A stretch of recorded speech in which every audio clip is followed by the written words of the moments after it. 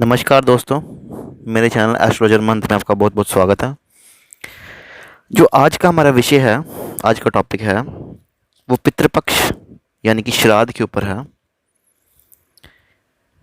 अश्विनी कृष्ण पक्ष में श्राद्ध की तिथि 2020 में 1 सितंबर यानी कि मंगलवार से होगी। पहला श्राद्ध जैसे आपको पता है पूर्णिमा वाले दिन आता है। हमारे पास कुल 15 दिन होते हैं जिसमें हम श्राद्ध करते हैं। इनमें से 2 दिन वर्जित है, उनके बारे में आपको आगे बताऊंगा। देखिए, श्राद्ध सबसे पहला जो टॉपिक है कि श्राद्ध क्यों किए जाते हैं और क्या इनको करना चाहिए कि नहीं करना चाहिए।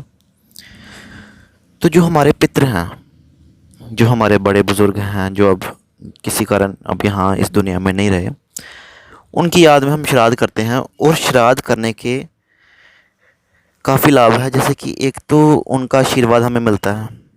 दूसरी बात, हमारी जो आगे जनरेशन आती है उनको भी पता चलता है कि हमारे दादा परदादा या उनके ऊपर कौन थे। शास्त्रों के हिसाब से श्राद्ध जो श्रद्धापूर्वक करता है उन्हें स्वास्थ्य, समृद्धि, आयु, सुख, शांति तथा वंश में वृद्धि का फल प्राप्त होता है।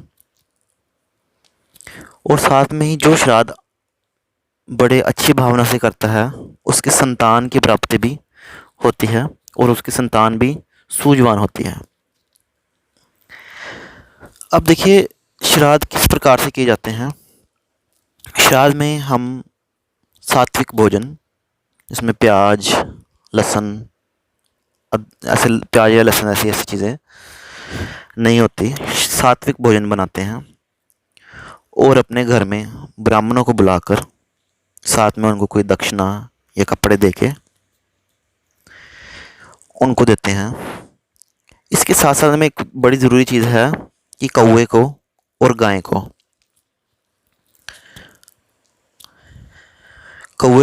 गाय को और कुछ क्षेत्रों में काले कुत्ते को भी अनाज का कुछ पार्ट दिया जाता है,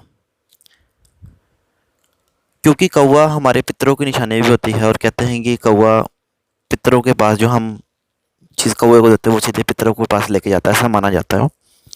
इस करके हम कौवे को ज़रूर रोटी, जिसमें हम एक जो दही के वड़े या दही बल्ले बोलते हैं, वो रोटी, पूरी, सब्जी, चावल, जो आपकी श्रद्धा हो, जो आपका मन करे, वो ज़रूर चढ़ाते हैं।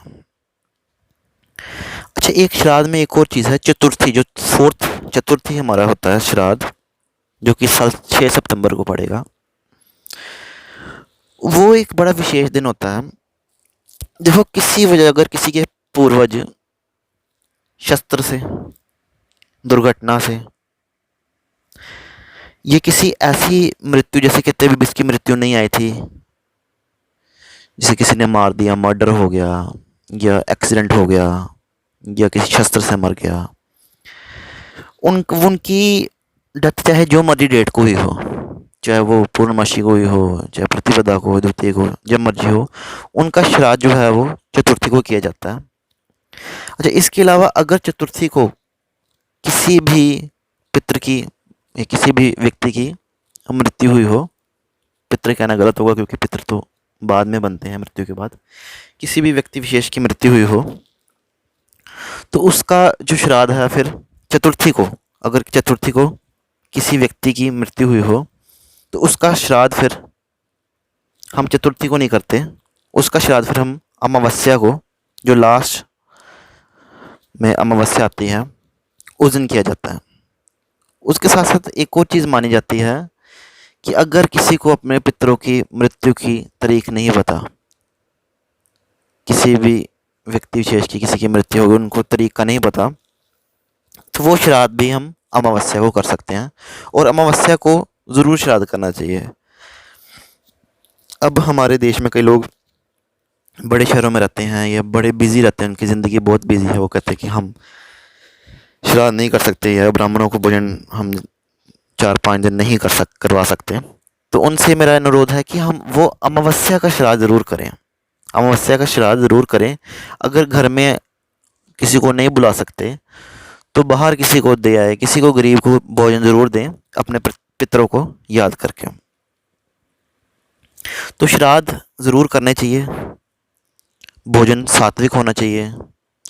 भोजन जिनको खिलाएं हो सके तो ज़मीन पर आसन बिठा के, ज़मीन पर आसन लगा के ब्राह्मणों का उस तरीके से कराया जाए तो हमारे पितरों का आशीर्वाद भी मिलता है और मन को शांति भी मिलती है। तो ये मेरी एक छोटी सी वीडियो थी आपको श्राद्ध के बारे में जानकारी देने की।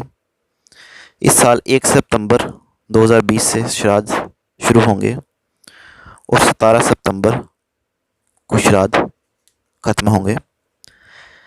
श्राद्ध के बीच में कोई ऐसा सामान जैसे कि विवाह के लिए कोई वस्त्र या कोई गृह निर्माण घर का बनाना या कोई दुकान का मुहूर्त ऐसा नहीं किया जाता, वर्जित है। लेकिन इसमें एक चीज़ है, एक महालक्ष्मी का दिन होता है, उसके ऊपर मैं अलग से वीडियो डालूँगा, हो सके तो मैं डिस्क्रिप्शन में भी डाल दूँगा।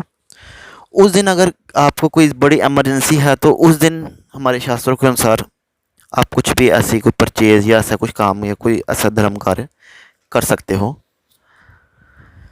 तो वो एक दिन को छोड़ के बाकी सारे दिन कोई अच्छे जैसे गृह प्रवेश या मुंडन इत्यादि कोई ऐसे काम नहीं करने चाहिए, विवाह वगैरह। तो ये मेरी वीडियो थी श्राद्ध के ऊपर। मैं उम्मीद करता हूँ आपको पसंद आई होगी। इस तरह की वीडियोस और इस तरह की जानकारी लेने के लिए मेरे चैनल को सब्सक्राइब करें, शेयर करें और लाइक कीजिए।